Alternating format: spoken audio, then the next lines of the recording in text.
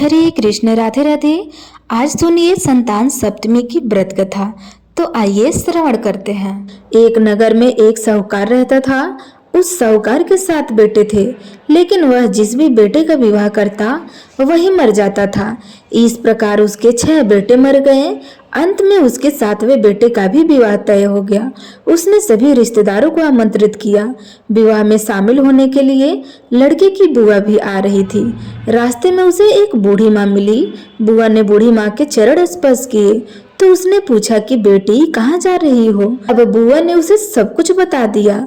सब कुछ जानने पर बूढ़ी माँ ने कहा कि लड़का तो मर जाएगा, वह जैसे ही बारात के लिए घर से निकलेगा घर का दरवाजा गिर जाएगा। यदि उससे बचेगा तो भी जिस पेड़ के नीचे बारात रुकेगी वह पेड़ भी गिर जाएगा। वहां से बचने पर जब वह ससुराल में प्रवेश करेगा तो वहां का भी दरवाजा गिर जाएगा।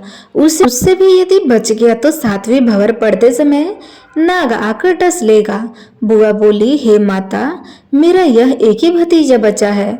जब आपने इतने अनिष्टों की बात बताई है तो कृपया करके रक्षा का उपाय भी बताइए। तब बूढ़ी माँ, जो स्वयं दुबड़ी माता थी, बोली, बेटी उपाय तो है पर है बहुत कठिन। बूढ़ा ने कहा, माता कितना भी कठिन उपाय क्यों न हो, भतीजे की रक्षा के लिए मैं जरूर करूंगी। बूढ़ी माँ बोली, बेटी जब लड़का विवाह करने जाने लगे तो उसे दरवाजे से ना निकालकर दीवार फोड़कर निकलवाना। इसके बाद रास्ते में किसी पेड़ के नीचे बारात को रुकने न देना। इसी प्रकार ससुराल में भी लड़कों को इसी प्रकार दीवार तोड़कर घर में प्रवेश करने तथा भंवरों के समय में कटोरे में दूध भरकर रख देना।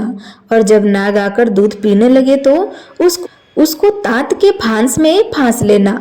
तब नागिन आकर अपने नाग को मांगे तो तुम उससे अपने 6 भतीजों को मांग लेना। इस तरह तुम्हारा यह भतीजा तो जीवित बच ही जाएगा, पहले मरे हुए भतीजे भी जीवित हो जाएंगे। परंतु इस बात को किसी से कहना नहीं, अन्यथा सुनने और कहने वाले दोनों मर जाएंगे और तुम्हारे भतीजे की भी मृत्यु हो जाएगी। बूढ़ी माँ बनी दुबड़ी माता ने जैसे कहा था, बुआ ने मायके आकर वैसा ही किया। सभी घटनाएं दुबड़ी माता ने जैसे बताई थी वैसे ही घटी, लेकिन रक्षा का उपाय बता देने के कारण भतीजे की रक्षा हो गई और पहले मरे हुए 6 भतीजे भी जीवित हो गए। दुबड़ी माता की कृपा से सब कुछ आनंदमय हो गया। बारात लौटने पर बुआ ने सप्तमी को दुबड़ी माता की पूजा करवाई। तो हे दुबड़ी माता, जैसे तुमने बुआ को 7 भतीजे दिए वैसे ही सभी को संतान सुख देना। तो प्रेम से बोलिए, दुबड़ी माता की जय, भगवान शंकर की जय, पार्वती मैया की जय।